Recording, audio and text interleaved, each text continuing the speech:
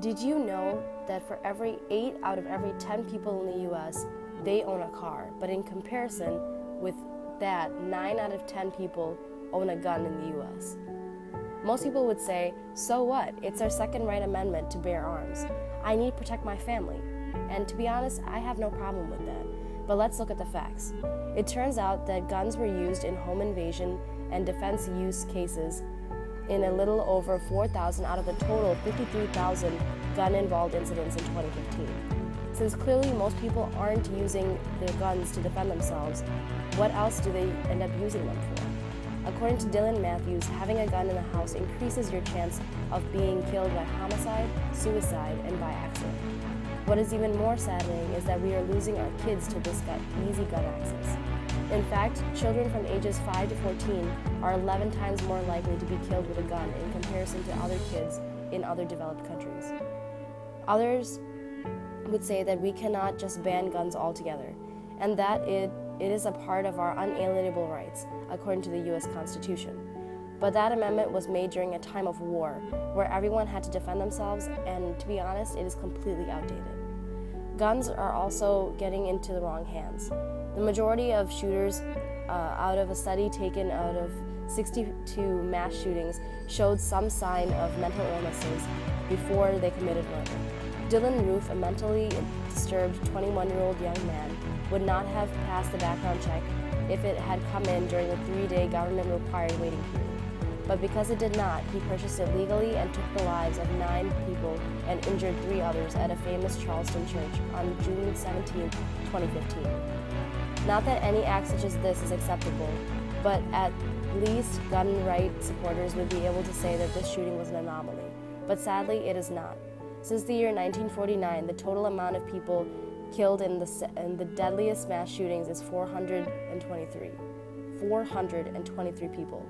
That is no small number, yet we still haven't taken any decisive action when it comes to the most basic gun reform. Unlike us, when Australia went through the Port Arthur shooting in 1996 with 35 people dead and 23 others injured, the worst in its history, the newly elected Conservative Prime Minister John Howard passed sweeping gun reform that included a buyback of over 600,000 semi-automatic guns, the prohibition of private gun purchases, and anyone who had a gun by law was required to register the gun under their name. This was not an end to all gun ownership, which was a complaint of many opponents to these reforms. It was just getting back the guns that had no logical reason for being in circulation. They can't be used for hunting, unless, of course, you like your animals sprayed in bullets, and they cannot be used realistically to protect one's family. All of this reform would not have been so significant if it ultimately did not change the crime rates, but they did. According to the Washington Post, homicides in Australia went down by 59% from the years 1995 to 2006. Logic would state that since homicides with guns went down, that homicides involving other weapons would go up, but there was no such increase. More importantly, the amount of suicides, committed with a gun dropped by 65%. The amount of home invasions did not increase, even though most people would claim that there would be more of them without that source of protection. The most encouraging news that came in the years after this reform was that there was no mass shootings in Australia since its passing.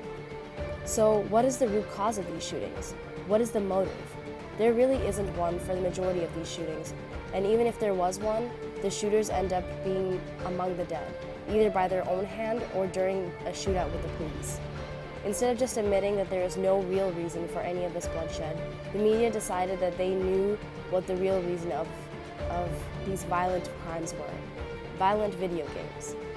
According to many of these leading correspondents for every one of these major news channels, yes, they said video games. Instead of just admitting that these crimes have no real motive and mentally disturbed people are getting their hands on guns, they blame games. People aren't only dying from guns in the hands of others, however. The sad reality is that we Americans are killing ourselves at a higher rate than homicides each year.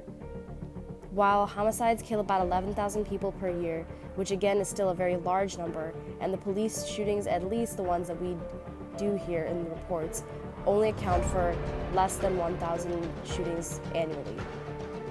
What would be your best guess for the number of suicides that occur in the same amount of time? 5,000? 10,000? Maybe 15? The real answer? The actual number is 21,000. That is over double the amount of homicides. Suicides are a major problem in the US, and guns happen to have an 80% chance of being successful when a person is attempting suicide. Although homicides and police shootings tend to get the most amount of coverage on TV, suicides are the most serious problem in the US. The real cause of all this gun violence? The government. The country is divided as it is. They are unable to make any comprehensive reform. A national poll conducted by CBS found that a total of 92% of the participants agreed that background checks for all potential gun buyers was a sensible and necessary type of reform. If almost all of the country is showing that they want something done by the government officials they helped elect, why isn't it being done?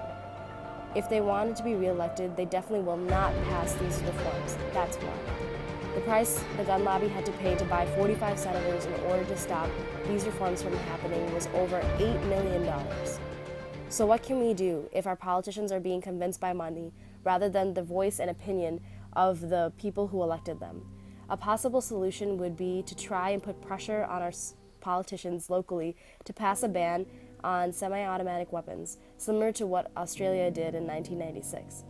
In order to make a change in the government that we want to see, we have to join together and speak for it in public.